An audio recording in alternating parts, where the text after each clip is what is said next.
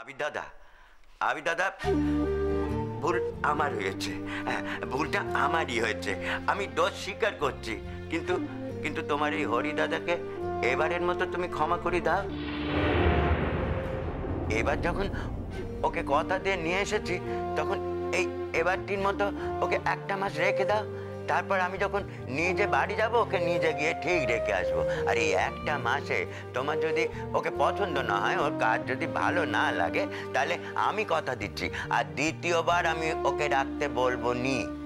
ও নতুন বউ তুমি নিচে যাও, দেখেন তুমি নিচে যাও।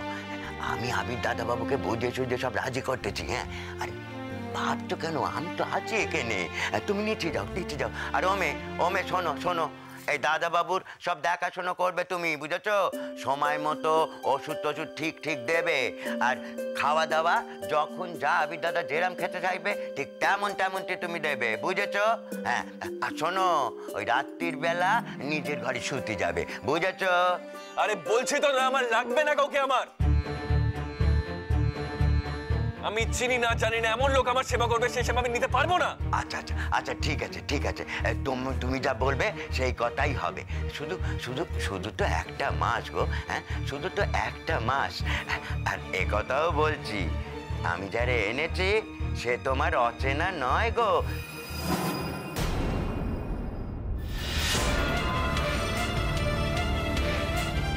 অচেনা নয়? এই অচেনা নয় মানে? কি বলছো তুমি হরিদা? এই সর্বনাশ, আমি কি বলতে কি বললাম গো। এই যে এখন কি হবে? আমার শাদির ফটো দেখিয়েছিলে না? হ্যাঁ, ও আবি দাদা, সেই যে গো, আমার এই ভাইপোর শাদির মানে বিয়ের ফটো দেখিয়েছিলাম না তোমায়, মনে পড়েছে? ও, তাতেই সাতক্ষণ মাফ হয়ে গেল?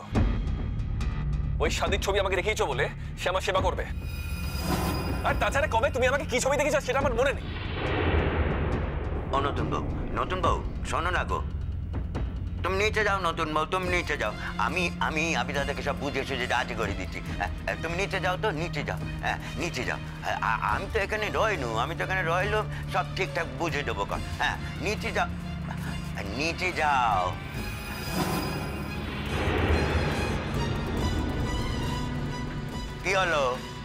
কি হলো? দাঁড়িয়ে রইলে যে? এই আবি দাদাবাবু কতক্ষণ জল খায়নি, জলটা দাও। যাও, জলটা দাও।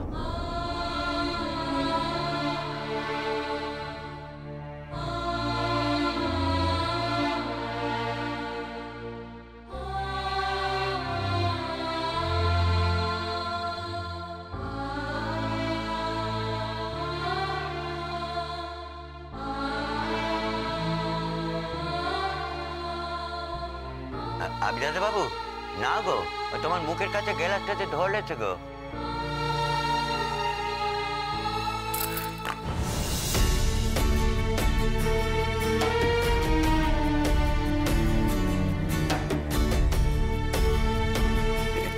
কার হাতে স্পর্শ?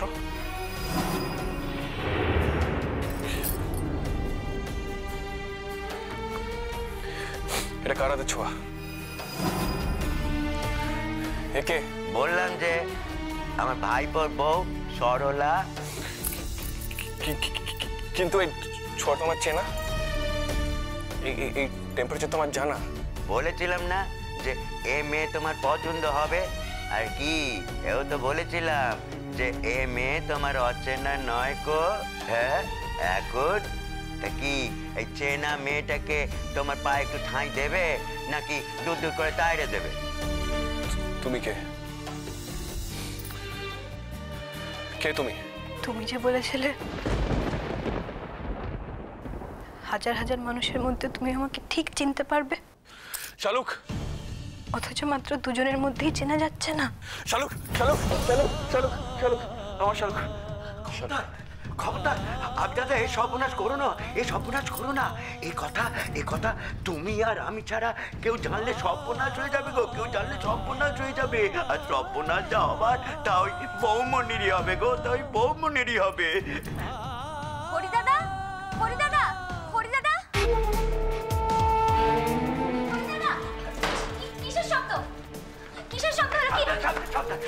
এই আবি দাদা যে রাগ গো, কি বলবো। ওই মেয়েটা জলের গেলাস নিয়ে জল দিতে গেছলে একদম ঠেলে ছুঁড়ে ফেলে দিয়েছে গো। হ্যাঁ, ঠেলে ছুঁড়ে ফেলে দিয়েছে। চিন্তা করুনি নতুন বউ, আমি আবির দাদাকে বুঝে বাজে রাজি করিয়েছি, ওই 1 মাস থাকতে দেবে বলেছে। হ্যাঁ, চলো চলো আমরা নিচে যাই। হ্যাঁ, আর শোনো গো মেয়ে, এই জায়গাগুলো সব পরিষ্কার করে গাছগুলো ফেলে মুছে টুছে তারপর একটা নতুন গেলাসে করে আবার জল নিয়ে আমার আবির দাদাকে খাইয়ে দেবে, বুঝেছো?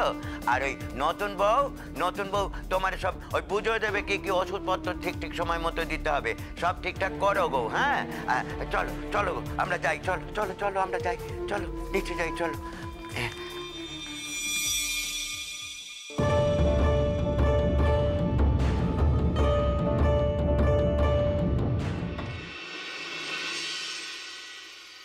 তুমি আমাকে সব কথা খুলে বলো শালুক। এই বাড়িতে এসছো, আবার হিন্দিতে কথা বলছো, কি ব্যাপার বলো তো? আমি এখানে ছদ্মবেশে এসেছি। সে কি, এ তো ভয়ঙ্কর ব্যাপার। ওরা যদি তোমাকে ধরে ফেলে? কি ছদ্মবেশ নিয়েছো তুমি? আমি না হিন্দুস্তানি মেয়েদের মতন সাজগোজ করেছি গো। এই দেখো না, দেখো 2 হাত ভর্তি করে কাচের চুড়ি পরেছি, ঘুরিয়ে শাড়িও পরেছি। হিন্দুস্তানি মেয়েরা যেমন করে পরে না, ঠিক তেমন করে। আর জানো তো, সবার সামনে না 1 গলা করে ঘুমটা টেনে রাখি, যাতে আমার মুখটা কেউ দেখতে না পায়। কিন্তু তুমি এই ভয়ঙ্কর কাণ্ডটা কেন করলে শালুক? আমি হরিদাদাকে ডেকেছিলাম তোমাকে একটা কথা জানানোর জন্য। আমি বলেছিলাম তোমাকে জানাতে যে তুমি যেন কোনোভাবে এটা না ভাবো যে তুমি এখানে চলে এসেছো বলেই আমি আমার সমস্ত কথা ভুলে গেছি।